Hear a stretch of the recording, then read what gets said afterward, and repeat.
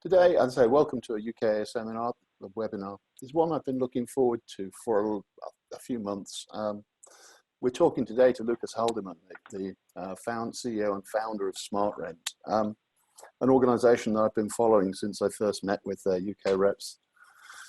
Oh, Phil Lamb, probably last summer, I think it was. Welcome to everybody. Lukas, welcome, and thank you so much for joining us. Today's webinar, for participants, will take largely the form of a discussion between myself and Lukas, Q&A session, and so I'd encourage you to ask questions of us. For the first one, Lukas, just a general opening. Perhaps you can talk us a little bit about SmartRent, how it got started, and what you were trying to do with the organization. Yeah, for sure. And thanks everyone for joining. It's great to be with you on this live webinar. So we started SmartRent about 3.5 years ago. Before we started, myself and the core group of engineers were operators at a real estate investment trust, a REIT in the U.S. We were a REIT of single-family homes, so none of our units touched each other. It was all disparate homes around the U.S., about 44,000 homes around the U.S. And that's where we discovered this problem that we really needed to embrace smart home technology, but no one had thought about smart homes at an enterprise level, thousands of units. And so there were a lot of really great smart devices, but they really were for one person to put into one home, for me to put in my house or you to put in your house. But no one had thought about how to control 50,000 or 100,000 or 1 million of these at scale. And after 3 years of sort of trying to cobble together different solutions, we decided it was our calling and our passion to go do this the right way. So we started SmartRent to build from the ground up enterprise smart home solution tailor-made for rentals, single-family rentals, multifamily rentals, vacation rentals, student housing. It doesn't matter the type of rental, but really this platform was built for rentals by rental operators. It's good, and you've been going, I think you said 3 years, but how far, what's your penetration like in the States and around the world? Yeah, so been around about 3 years. First year, we really were building the platform. So we've been selling out there for about 2 years. Before the COVID-19 pandemic sort of slowed us down, we were installing about 15 to 20,000 new units per month in the US. So we're at about 100,000 units overall installed on the platform. Have about a backlog now of over 500,000 units in the US, and now we're really starting to look more broadly into Canada, into the UK. Been in the UK now about 6 months. We have some terrific pilots going. I'm really excited about the penetration we're making there and in Ireland in general throughout the entire UK. And also looking to move into parts of South America and even into Asia. So what we've discovered is this platform that we've built for US rentals is really a platform for global rentals, and that we all have the same challenges in terms of how we manage at scale, whether we're in Bolivia or Boise. That's right. Yeah, scale is a huge issue, and I think it's one that I'd be interested to talk a bit more about in terms of the core elements of the technology, and then leading on to how that gets into self-guided tours, which is, I think, the thing we're hanging this interview off. Yeah. So one of the things that we really pioneered in terms of single-family rentals, if you think about the U.S. and the mortgage crisis of '08, and coming out of that, there was the first institutional buying of single-family homes, but we're buying foreclosed homes, and so they weren't anywhere near each other. And so we quickly discovered, I can't have an office and I can't have a leasing agent, so we have to do something different. And so we were really one of the first companies to stand up self-guided tours, the ability for someone to pre-qualify, screen themselves online, and then go on their own, unattended, without a leasing agent, go tour a home. And what we discovered is not only was it more efficient from the operations side, we saved a lot of money by not having as much staff, but actually our customers preferred it. And so our leasing velocity in terms of our closing ratio went up after we implemented self-guided tours. So we actually closed more leases, letting people walk around on their own. And that's when we really discovered, that was sort of our eureka moment, that this isn't really solving a problem for self-guided tours. This is or for single-family rentals. This is solving a problem for rentals in general. And we've seen that now in multifamily in the US. Companies that are rolling out self-guided tour are able to decrease their costs and at the same time increase their closing percentage. Okay, so just talk me through a self-guided tour. What are the technical elements I need to make it work? What do I have to have as an operator to make this thing real? Yeah. So to make a self-guided tour work, there's a few elements. The first is there's a access control issue, which is you need the ability to get someone into a unit, and that requires a smart lock system. Depending on the type of rental product you have, that could be for the front door as well as the unit door, and sometimes even the amenity area door. So if you want someone to be able to tour a gym, you have to get them in. So there's sort of a physical hardware component to it. That's something that we do, that we provide. We put in that hardware. And that's sort of a commodity. There's lots of good hardware out there that can do the job, good brands. It's sort of, pick the version that you like. The whole other side of it is the screening and fraud prevention. So one of the things that we learned the hard way as operators is this is a great solution, an effective solution, but it also opens you up to new types of fraud. And so the way that our system works, we've built what we think is the best system in terms of helping eliminate fraud. And what we do is we ask you to take a picture of a government ID, either passport or driver's license. We have a service that verifies that's a valid ID. And then we ask you to take a selfie. And then we use facial recognition to compare the selfie to the government ID and ensure that that's the same person.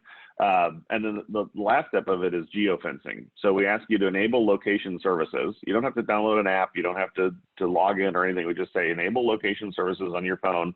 And when that phone that you verified with us is your phone gets within a set parameter 3 miles of the property, then you're given a code that'll operate that hardware for a limited amount of time. So people say from 10 to 11 on Sunday, this code will get you into the property and into the unit. Okay, sounds good. So the other thing that people are talking a lot about is virtual tours. Now, clearly, they're a very different thing from a self-guided tour, but how do they compare from your experience in the States in terms of conversion ratios and success factors and things that you mentioned earlier, the cost element? Yeah, so I'm a big fan of virtual tours as well as self-guided tours. I think they work in conjunction with each other. So I think what we're trying to look at is, if you think about a home for sale, it used to be you'd have a big open house and anyone could come in and you just sort of let anyone come in. Now, if you call the realtor, the first thing they're going to ask you is, hey, have you been pre-qualified? Because I don't really want to drive you around a bunch of homes until I know that you actually have a legitimate chance of buying something. And I think we're seeing the same transformation now in rentals, which is to say, let's not just say anyone wants to come see this apartment, come see it. Let's try to increase that funnel and narrow that down to where we're getting people on the property who are actually interested in renting. So it's in terms of pre-qualifying and understanding if you have the means and the ability to rent this apartment. Then I think that's where the virtual tour comes in, which is before we actually let you set foot on the property, why don't you take a look around virtually and make sure this is sort of the product you want and has the feel you want. And I think it's a great in-between tool, but I still think most renters want to take that final in-person tour and actually set foot on the property. Not everyone, but I still think it's a big decision. This is where you're going to live. So I look at it as a virtual tour is a great piece of that funnel.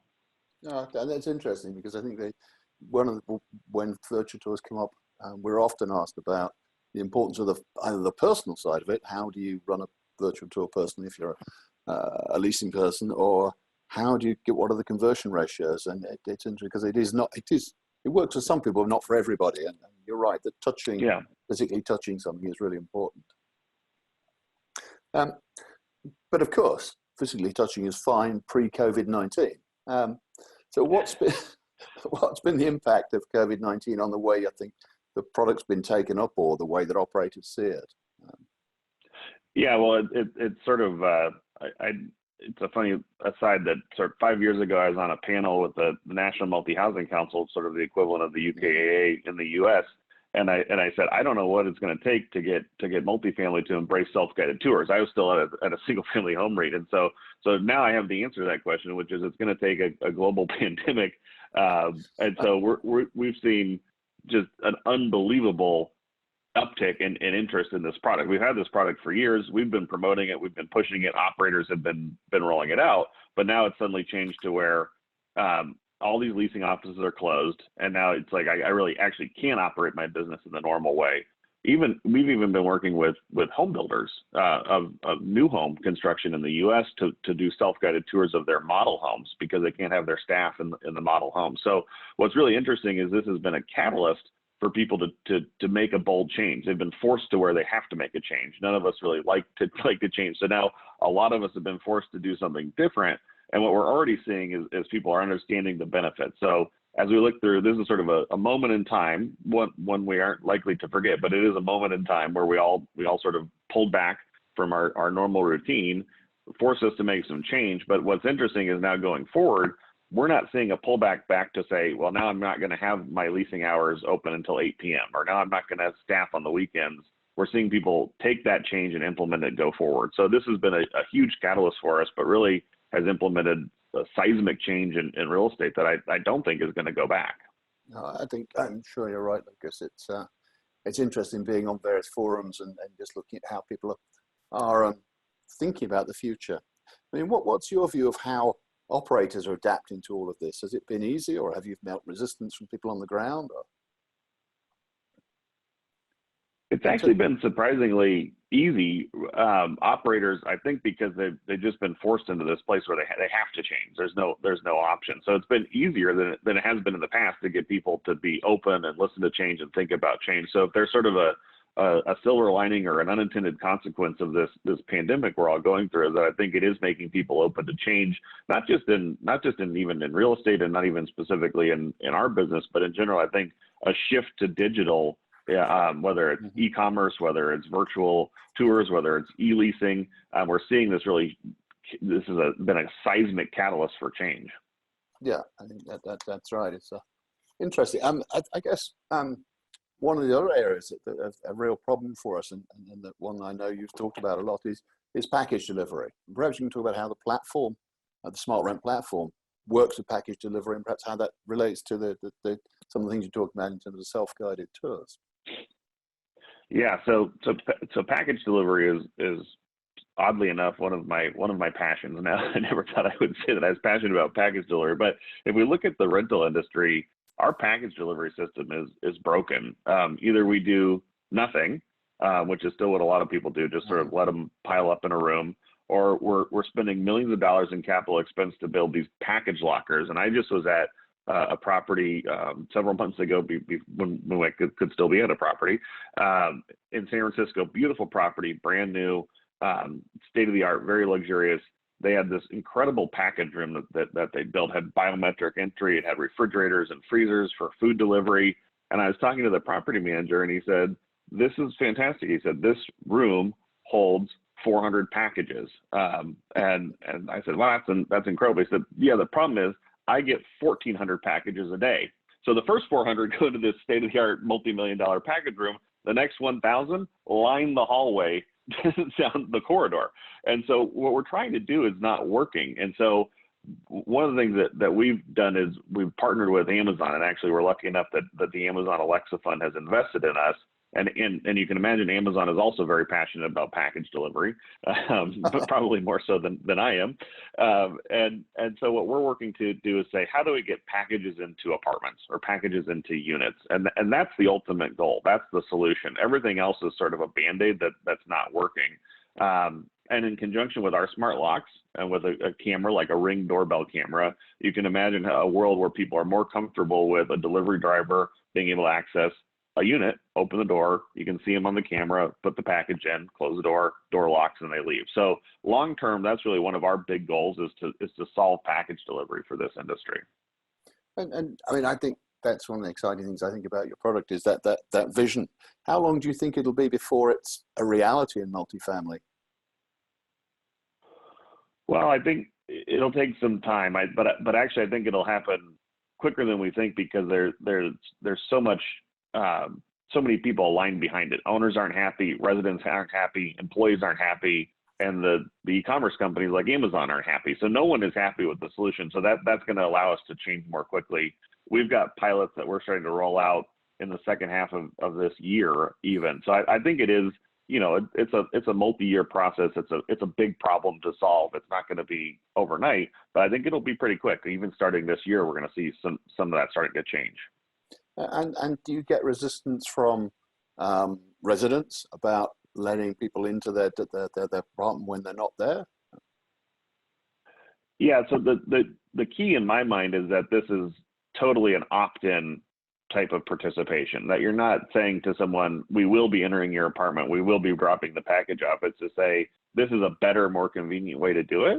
And if you're comfortable, we'd like to do that. And I think that's the way that you make this happen smoothly. In general, in terms of our technology, smart technology can be scary to some residents.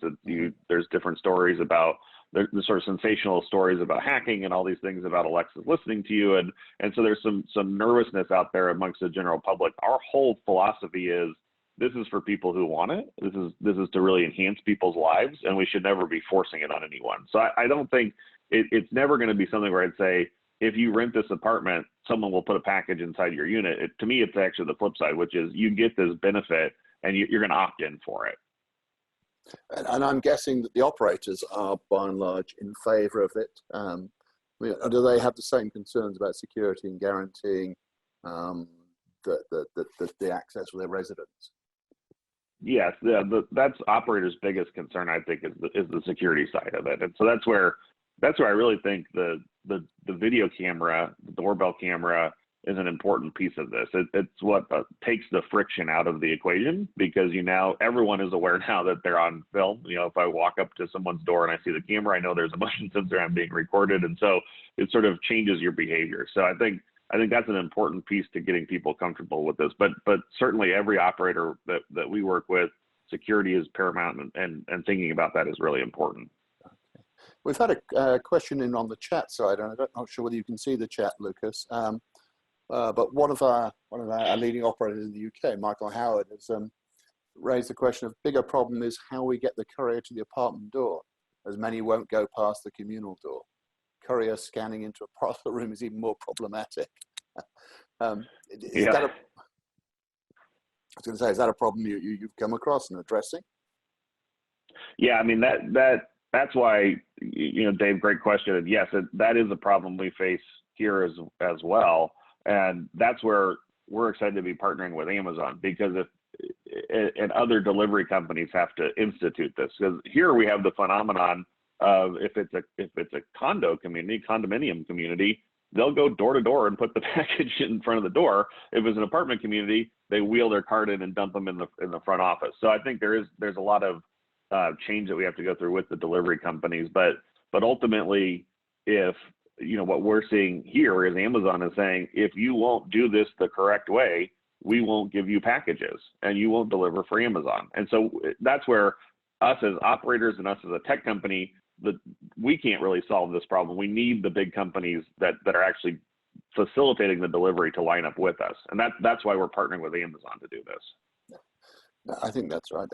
I think the other point Michael's raises is the issue of trust and technology building trust. I certainly rely on my Ring doorbell to tell me who's at my door these days. Yeah, it's amazing. It's hard to. I mean, I think what's funny for me, so I'm a big fan of Ring, but initially when I got it, I thought, I buy every smart gadget. Obviously, that's something I love, but I thought, I don't know about this Ring doorbell. It's really one of my most favorite smart home products that is out there, and I'm surprised at how often I use it. Even yesterday, I was expecting a vendor was coming to my home to work on something, and they were a little early, and I was able to use it, tell them, hey, I'm 5 minutes away, I'll be right there. I use all the time for deliveries myself, what I've been talking about, which is I'm not home, but I'll tell the driver, hey, the door's open, because I just unlocked it with my smartphone. Go ahead and throw the package inside. So I think that video is really the key to facilitating all of this. Okay. I guess you talked about you're a US-based company, you're expanding into the UK and other territories. What are the biggest differences you see between those territories, perhaps in the US and the UK? And perhaps where would you point us to look at what's going to happen next? Yeah, I think the sort of build to rent in the UK gaining traction is exciting to me, to see that sort of institutional ownership.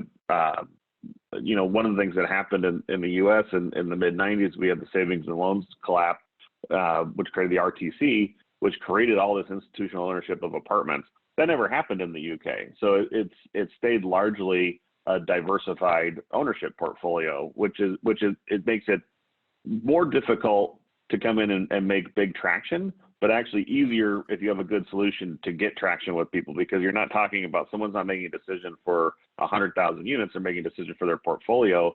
And what we've seen with our platform is it is a less homogeneous product, where you'll have buildings in the UK that are a mix of owned and rented. It's not the traditional US multifamily institutional ownership.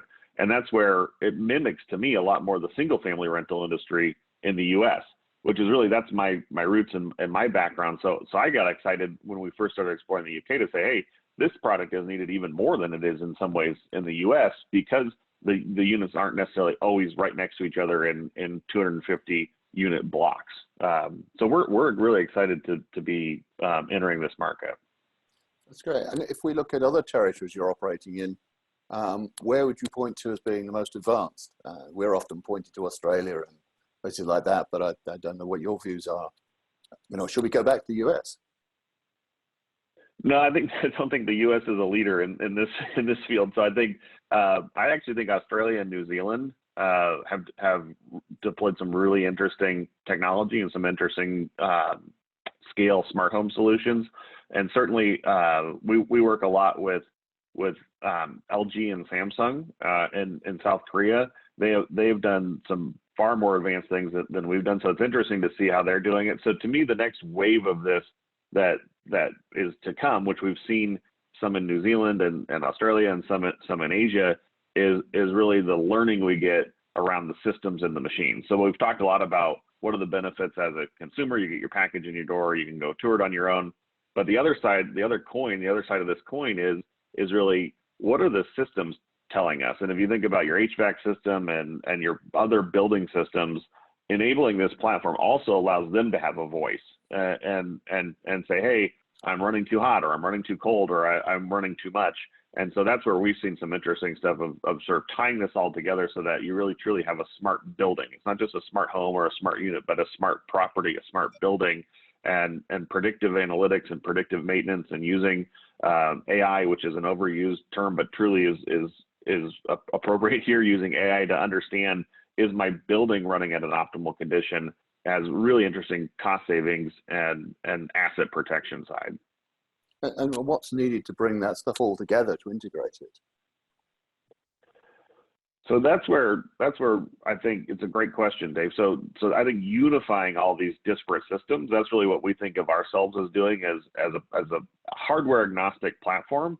We're integrating all these things. So the problem is that I see today is it's a bunch of little stovepipes. Every system has its own sensor, its own signature, but you can't have, even as a consumer, I can't have 40 apps on my phone to manage my home. As an owner, you can't have 40,000 apps on your phone to manage your home. So that's where unifying the data into a single platform, which is what we do, I think is really vital to making this work. So that if you have a LG HVAC system and an LG washing machine, and you have a Yale door lock and a Honeywell thermostat, that the exciting thing to us is that's all in our platform integrated. And you can get that data as an operator any way you want, into your BI system and our BI system, and it makes that data usable and actionable. And I think that's the problem we've seen, is there's a ton of smart home data out there, but it's not actionable, and we make it actionable. And I think that's the key to utilization. Sorry, a bit of a nerd question, but are you integrating it are you agnostic about where it's coming from and integrate it within your platform, or are you setting in place a series of data standards that people have got to work with in order to work with you? We are the most friendly integrator out there. So yeah, I like the nerdy question. So we're totally agnostic. We do integrations directly with our hub. So it could be any unit to our hub. We do cloud to cloud integrations if that's not available. So what I like to say is we will integrate with anyone who's willing to integrate with us, because some people are intentionally making walled off systems. I think that's a terrible idea, but they obviously don't. And so if you're open to integration, we'll figure out how to integrate it. We have over 300 integrations that we manage on a daily basis with either devices or platforms, software platforms. Because the other side of the integration is not just the hardware; it's also the software you use to manage the property.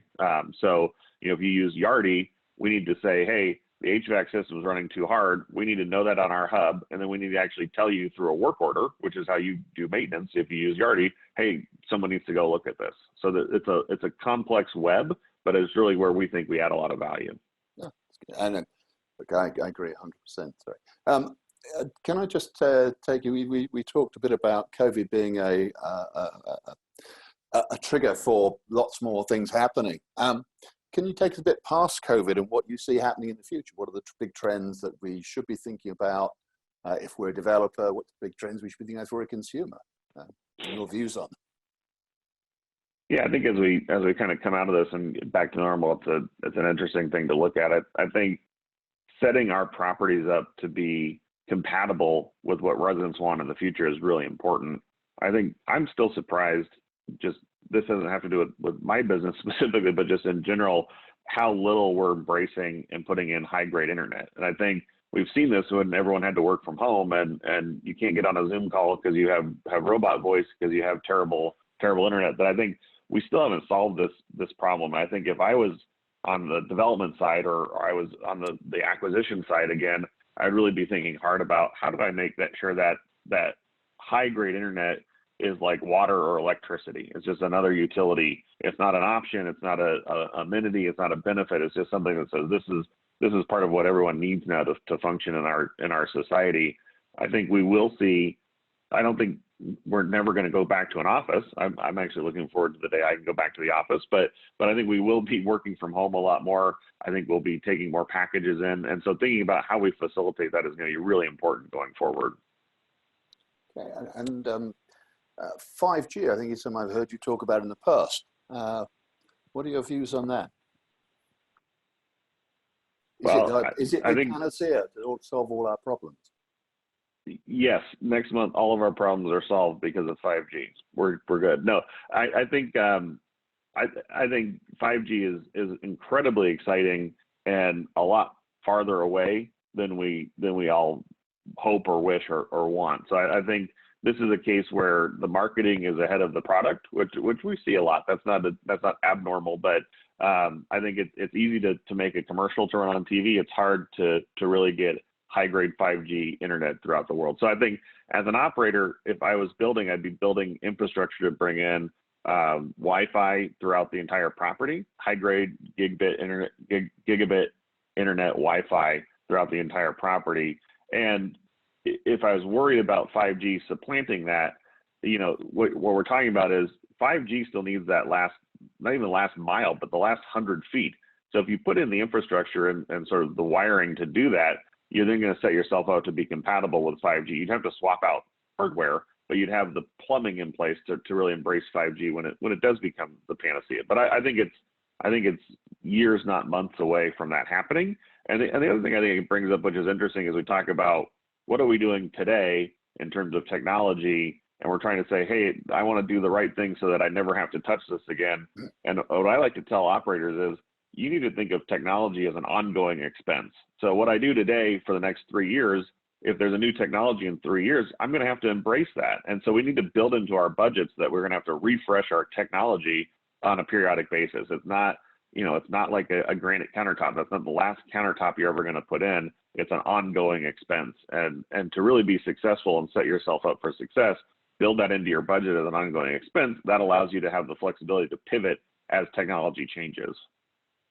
Yeah, I think that's wise advice, but it's always, as always with wise advice, it's easier to give it than it is to build it into your budgeting process and convince our money men, investors, that that's what we should be doing.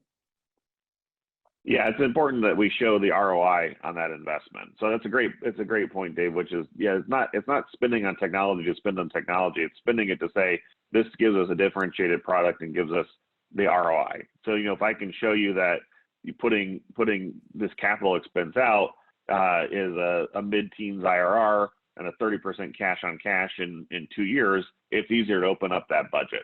And I agree. I can tell you from being a CTO at an operations company, I had to fight for every dollar I could. You have to show the value because most people think you're just a propeller head who wants to do something cool. And so you really have to show here's the ROI. Here's why we're doing this. Yeah, no, I think that's absolutely right. And as a fellow CTO for many many organizations, no, a few organizations, I know exactly the problem.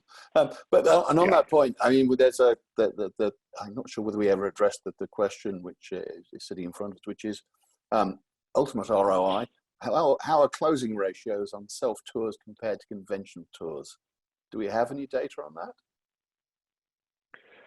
Yeah, we do. So unfortunately, a lot of the really good data I'm not allowed to share because a lot of these companies don't want it to get out. But what I can tell you too, what I saw when I rolled out self-guided tours as an operator, and that I can share, is we saw our tour closing ratio go up 14 percentage points.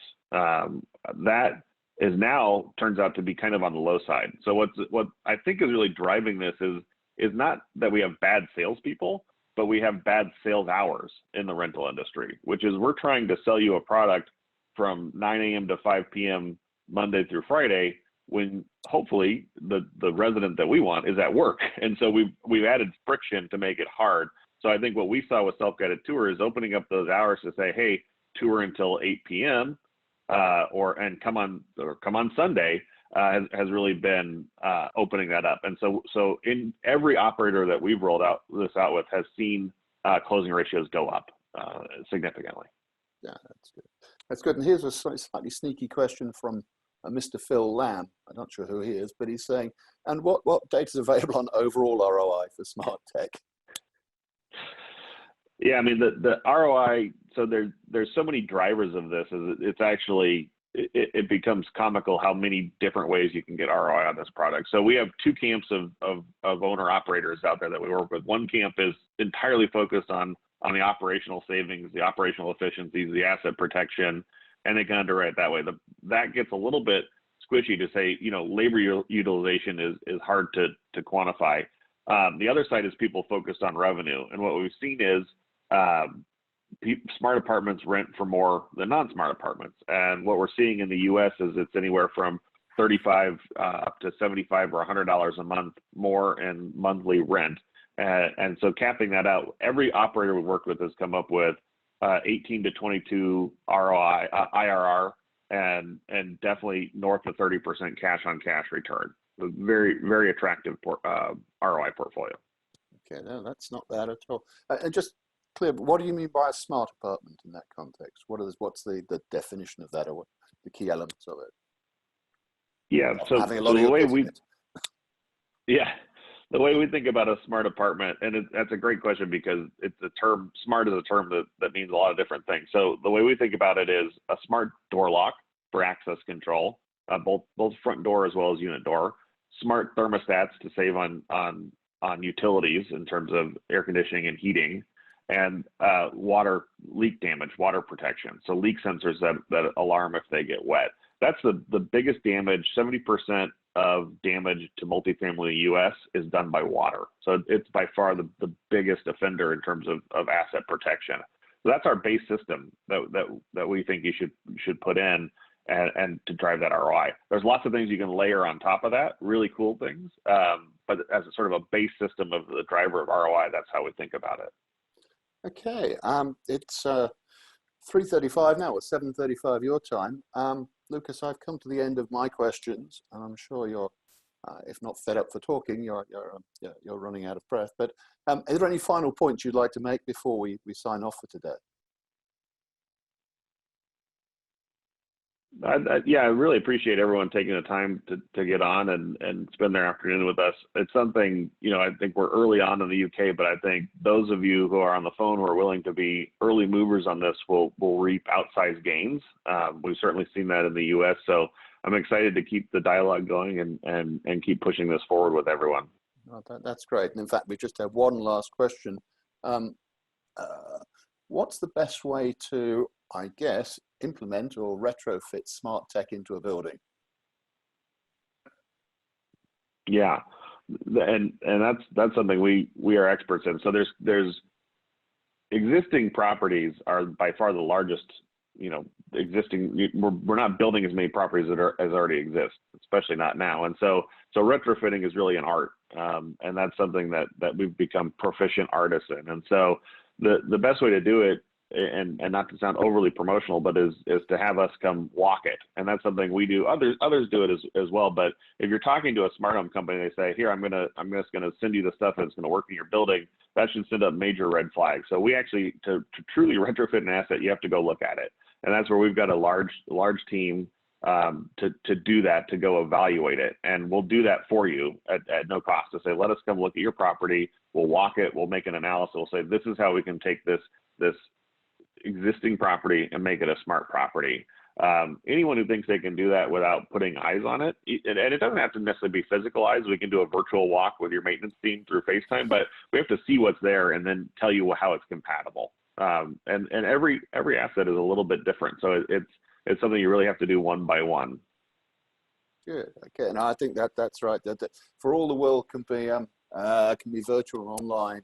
There's nothing beats seeing a property with your own eyes, and whether that's a self-guided tour, a virtual tour, or physical tour, I think that's absolutely crucial.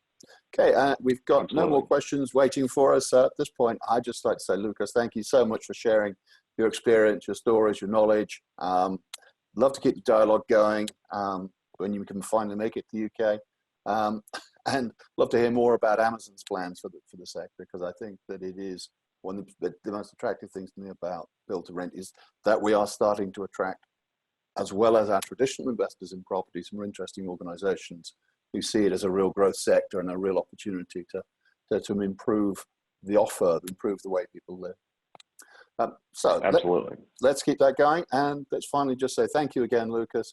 Thank you to everybody for joining us, all the attendees. If there are any more questions you want to send to me, we'll try and pick those up. Otherwise, I look forward to speaking to you tomorrow. I think that tomorrow we're doing I think I have to do remote operations and keep your sanity. I know on Thursday we're doing a session with our friends from Yardi, and some illustrative stuff from the guys over at Get Living. And on Friday, I think we have our operators forum. So thank you all. I look forward to talking to you again soon. Lukas, thank you once again. Thanks, Dave. Good to talk to everyone. Bye.